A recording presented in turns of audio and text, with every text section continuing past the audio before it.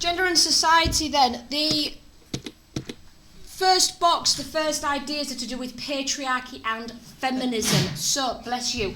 The box is broken up, quite complicated, but it's to do with how the slide is laid out. So, for the top half thin of the box, you have the 3 bullet points there. So 3 bullet points there going to the top part, and then obviously where you can see the bubbles, they're going to be your 2 separated in the bit at the bottom. And so most societies in the world are patriarchal. This means men tend to dominate. Social structures such as governments, the lawmakers and the workplaces, also in domestic relationships, the man is seen as the head of the household. Moving into the first of your 2 boxes underneath,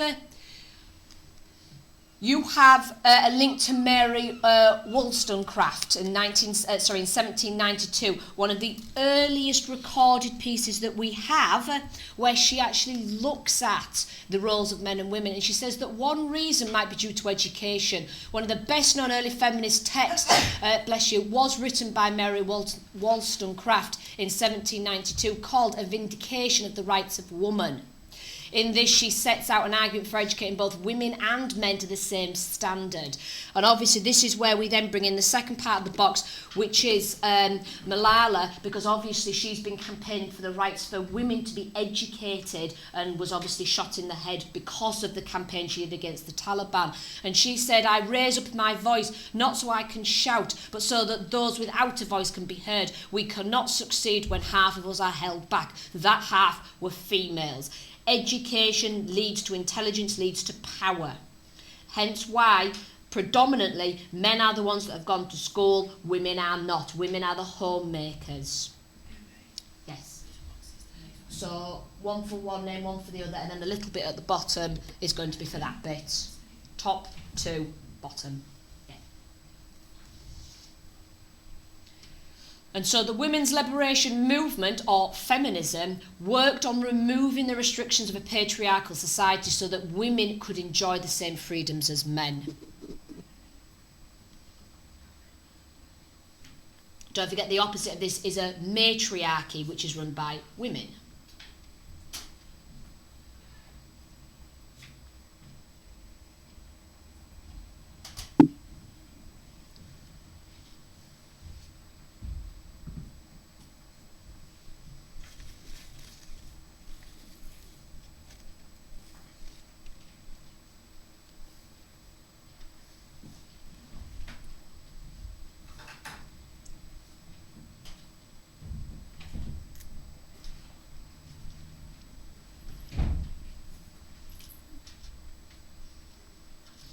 I recommend that one of the things that you do when you are revising is check out something like the BBC News, and is to find statistics that go with this. So find out which countries do not educate girls first. Often countries that are very, very poor as well educate the boys first. And so do have a look at which countries, which places do not focus on female education.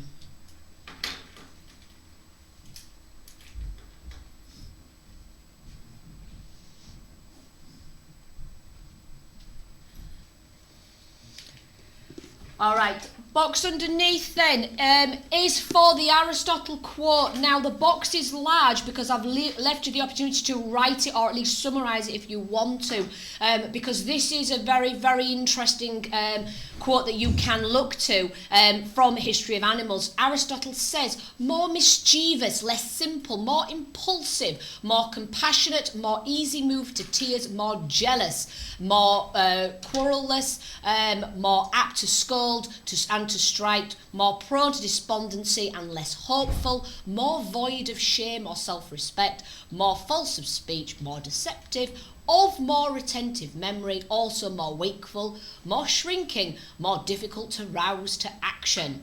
And obviously I issued the question, is this about men or women? And of course he is talking about the female. So you could use part of that as a start of an essay. What is he basing it on? What is he drawing upon? Did he just have a bad day with his wife? I don't even know if Aristotle was married or not. But was he just having a bit of a rant?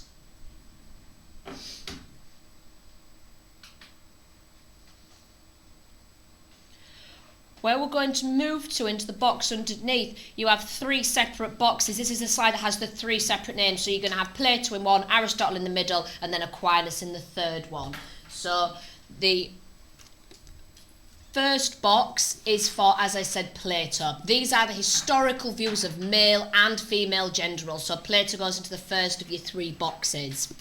Plato believed, along with the rest of his generation, that women were inferior to men. In Timaeus, one of his books, he said it is only males who are created directly by the gods and are given souls. So he's basically arguing women are soulless. Women do not have souls.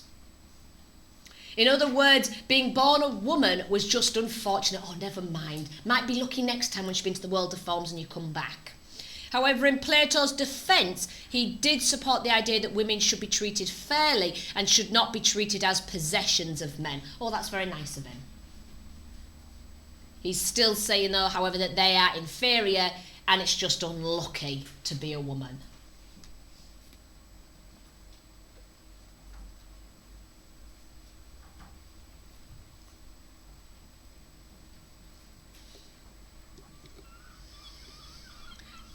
Aristotle's opinions were highly influential on Western thought, maybe because of his links with science. Don't forget, Aristotle did very much inspire Aquinas as well. Unfortunately, Aristotle got it really wrong. He argued that women were naturally inferior to men, and this was from his observations of society. Therefore, men have a right to rule over women, and women should submit. And this is because Aristotle argued that women do not produce sperm, and so because they do not produce semen, they are therefore defective. He didn't realise in his scientific knowledge that women actually produce the eggs.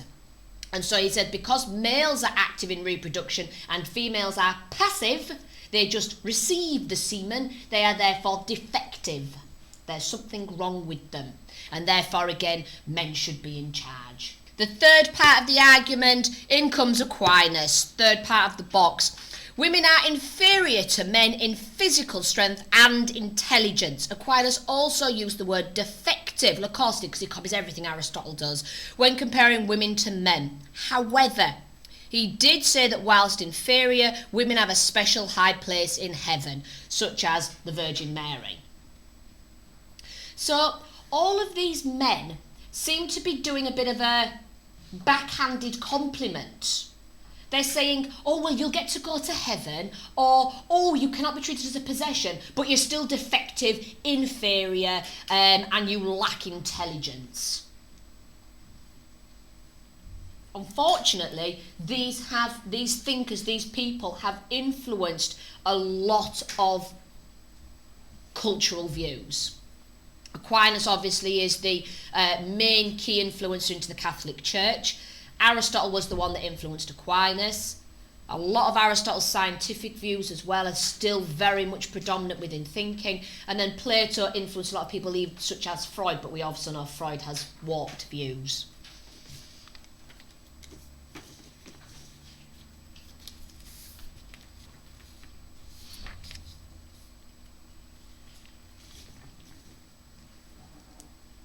Two large boxes underneath are going to be as per slide. So you've got a box per slide. You've got plenty of space with this PowerPoint because it is quite a short one, but the slides are quite long. Christianity then in gender crisis. Christianity has traditionally taught that women and men were created by God to have different complementary qualities. The Bible teaches that within a marriage, a man should be in charge and his wife should submit. So all of this slide goes into the box.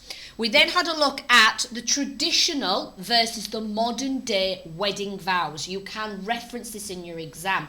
So the traditional wedding vow was between a groom and a bride. The groom said, I, John Smith, take thee, Patricia, to be my wedded wife, to have and to hold from this day forward, for better, for worse, for richer, for poorer, in sickness and in health, to love and to cherish until death do us part, according to God's holy ordinance, and therefore I plight thee my troth. That was the groom to his beautiful bride.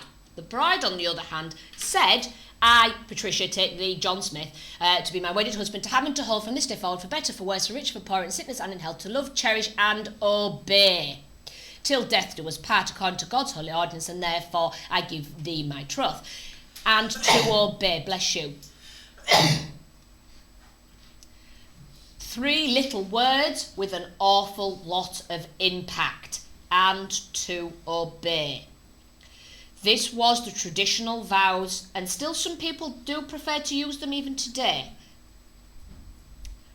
But those were the traditional vows found in the Book of Common Prayer. Feminists, however, argue, so all of this goes in one box, feminists argue that women should have the same rights and freedoms as men. They object to the idea that men have a natural authority over women. The church no longer enforces you to say those vows. You do not have to say and to obey. The church is fairly flexible now in the different vows that you can take.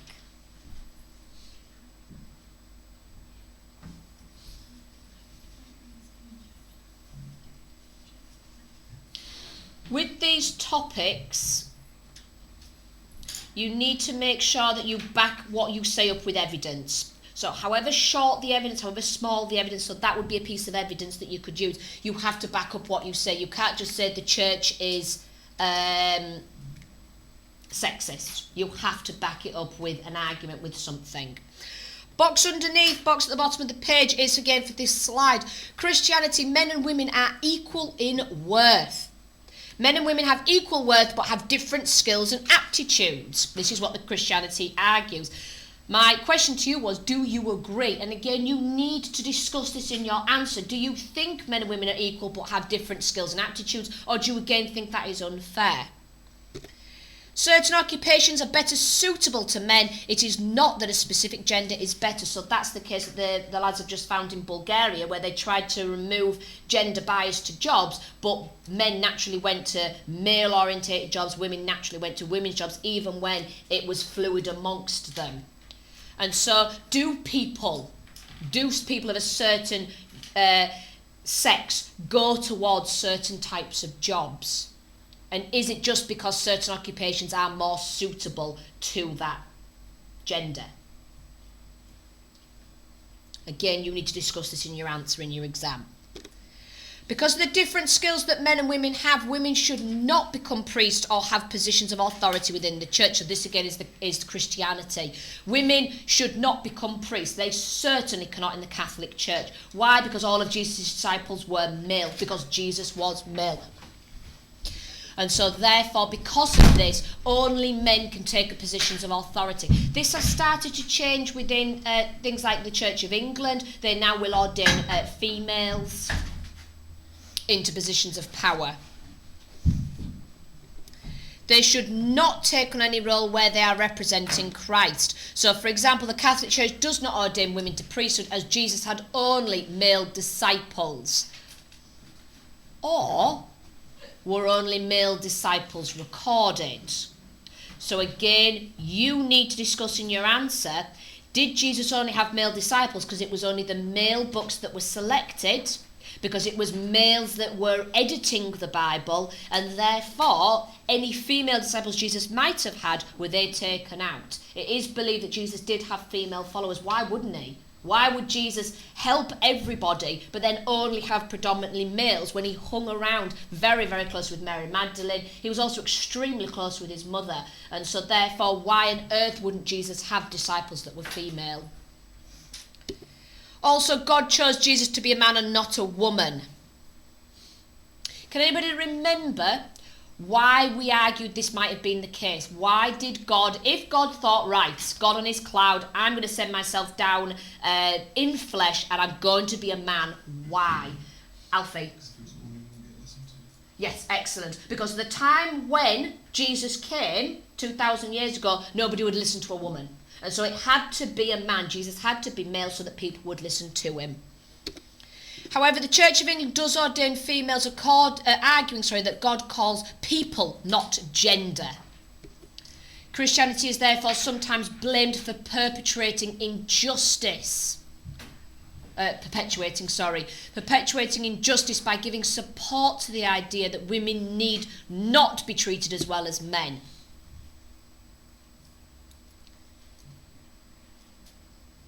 So what people sometimes argue is that Christianity maintains this sexism and maintains the problem that we have between males and female roles because they only allow a certain gender to have certain places of authority. However, one of the big questions that you must think about: do you think Christianity therefore should change? Should it change in order to keep up to date?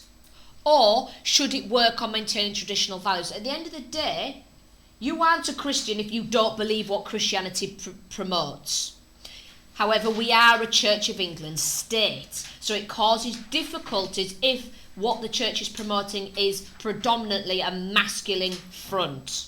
But what you have to argue is, should it become more up to date? But then how can it, whilst maintaining its inherent value? So can it change itself without changing what it is? That's what you have to think about and discuss in your exam. Once you're happy, turn over your sheets.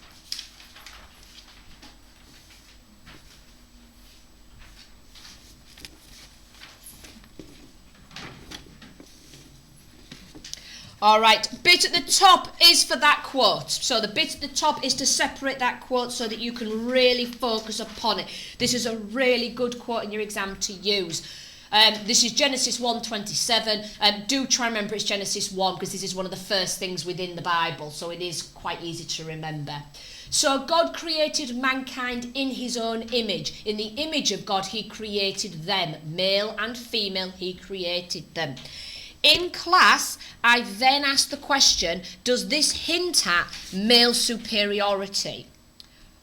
And so in class, what we started to look at was how he does recognise male and females. He uses the word them twice. So there is this view that God did create the male and female. There wasn't just God created the male and then did female afterwards. However, what we also recognised was the use of the word he.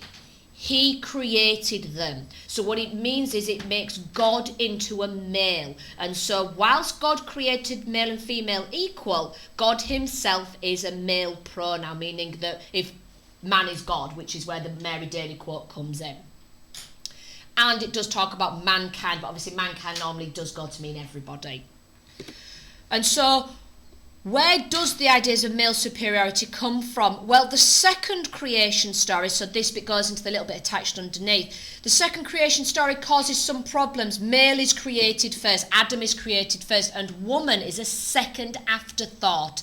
And so she is created as his companion and helper. So if you remember in Genesis 2, God creates Adam and all the animals and then says, Adam, you are my steward. I want you to go out and look after the animals and name them. And so Adam does all that and he says, God, I've named all the animals, but I'm a bit lonely. The animals aren't like me. I want somebody like me. So Adam goes to sleep, and when Adam's sleeping, he takes part of Adam's rib and makes him woman. That's why we are known as woman, because we are part of man. And so this idea that Eve was only an afterthought, she was second to Adam's request. And from this idea that you needed part of Adam to make woman. And who can forget that a woman first succumbed to temptation? This passage is sometimes used to support the belief that women are weaker-willed than men. Results in the view that men should take the lead in decision-making and should not be swayed by a woman. This is what Augustine uses to blame women. And so they argue that women are weaker-willed, but the question is, couldn't Adam have just said no? Why didn't Adam say no? If men are so much more strongly willed than women, he could have just said, put the apple down, Eve, you know you're not meant to do that. No, he took the apple. So are they both as weaker willed as each other, even though Eve did take the apple first? Yes?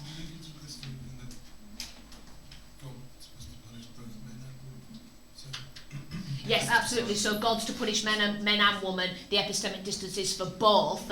It wasn't, oh, Adam, you've just made a little mistake. I'll keep you here. Woman, off you go. Yeah, he banished both of them. He and we're both similarly present then within them. Therefore, yes, you shouldn't use that as an example that women, go on.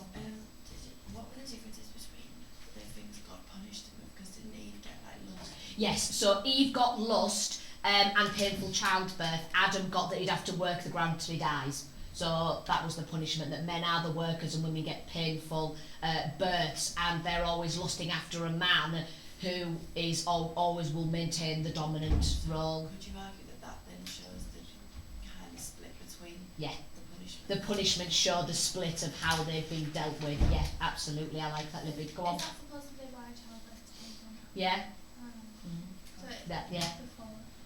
So before that time it was perfect, blissful. Yeah. Would you say why childbirth is painful? Say again. Or would that be pointless? Probably pointless. For women? I don't understand. Do you mean like... Because why humans have such like a 9-month period?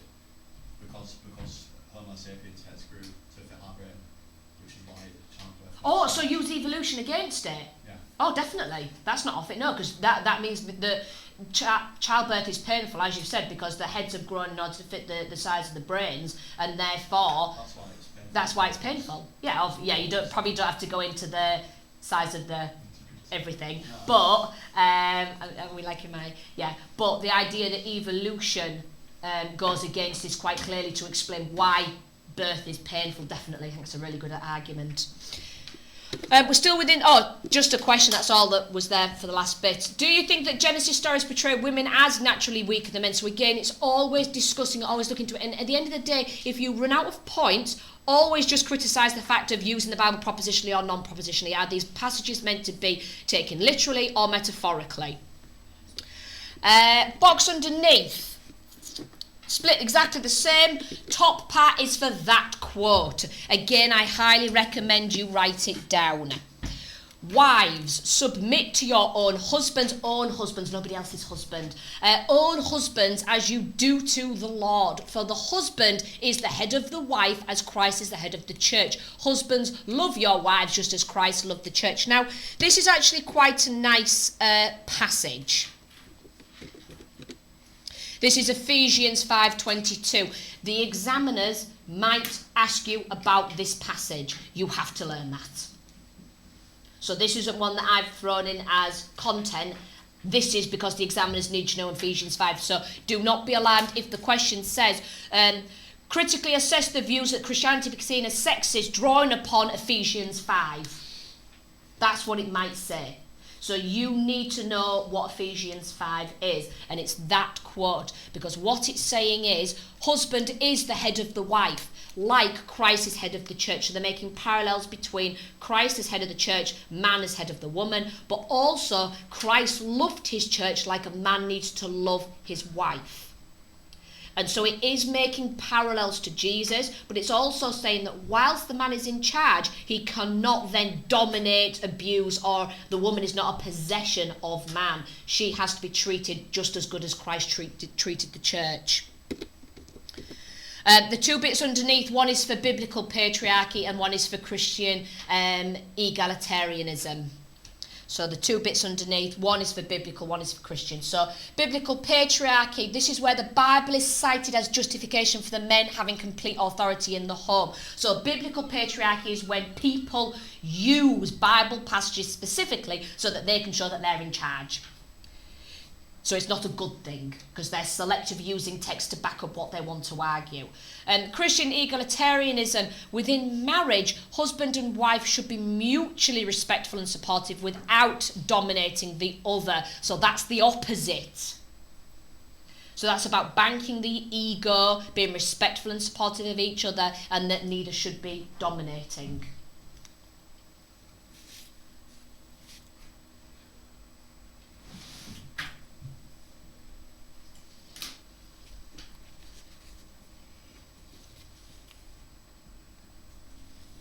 Three slides to go. You're doing really, really well, everyone.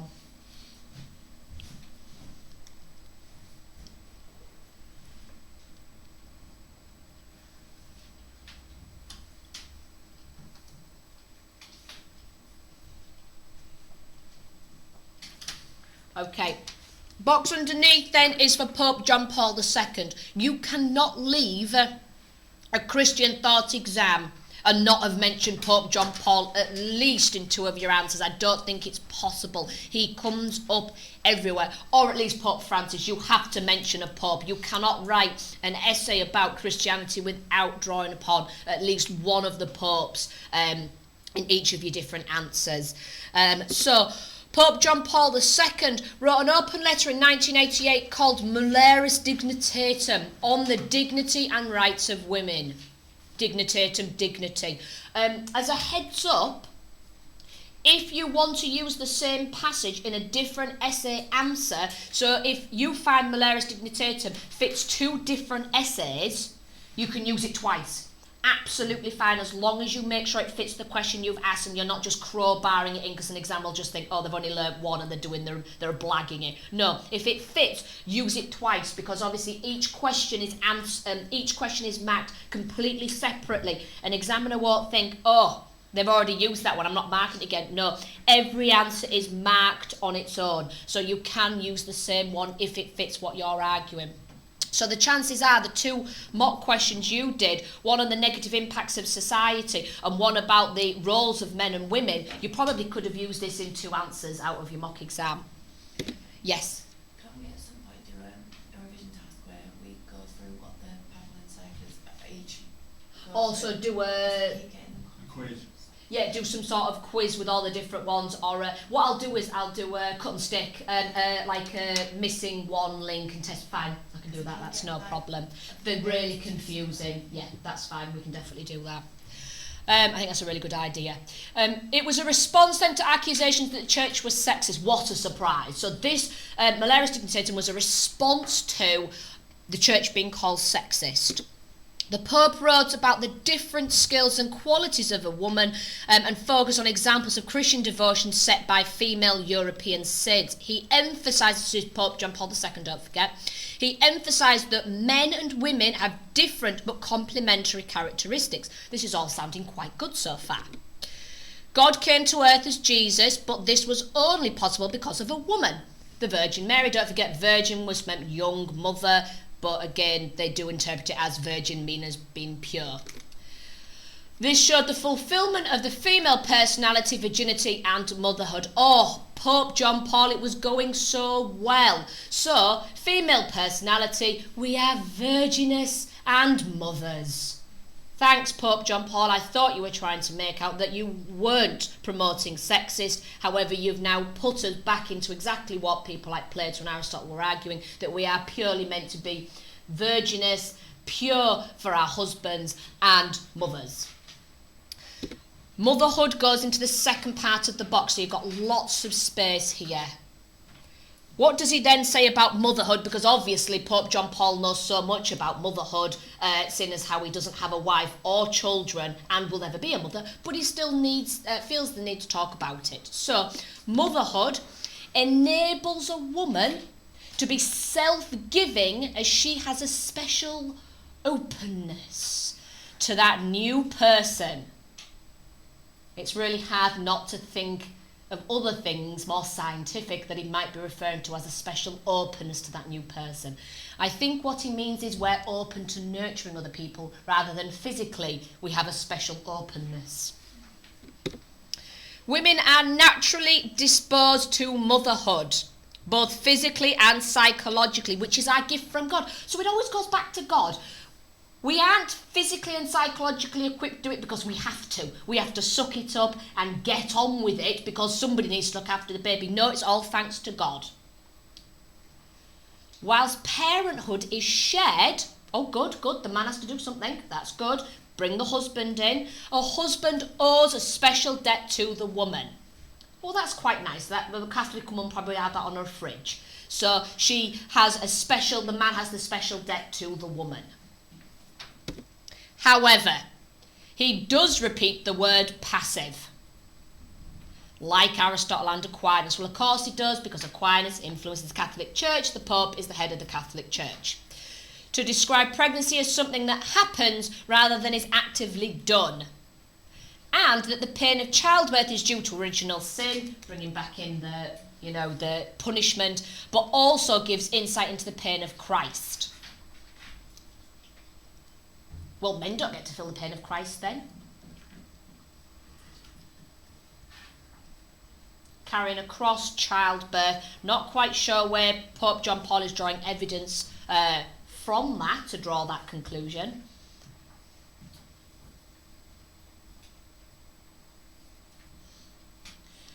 That slide is very important.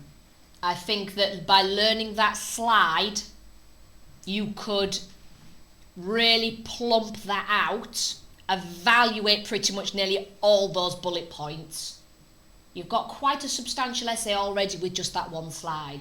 And you're also showing high-level knowledge. You've got your link to the Pope, you've got a quote there from the Pope, the idea of special openness, you've got the link to one of his letters, and so that slide will be able to get you quite a few marks quite quickly, so I definitely recommend learning that.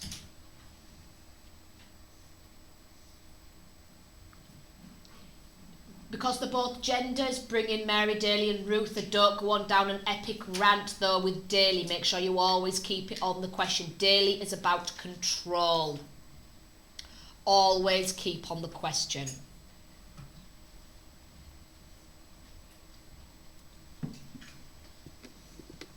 Brilliant. Box underneath again, you've got 2. This is about motherhood. Is it liberating or restricting? The first box is for Simone de Beauvoir, and then the second is for Anne Oakley. And so I'll just pop it all up there and you can work through it. So 1 for one box, 1 for another box. This again is a part of the spec the examiners want you to be able to consider.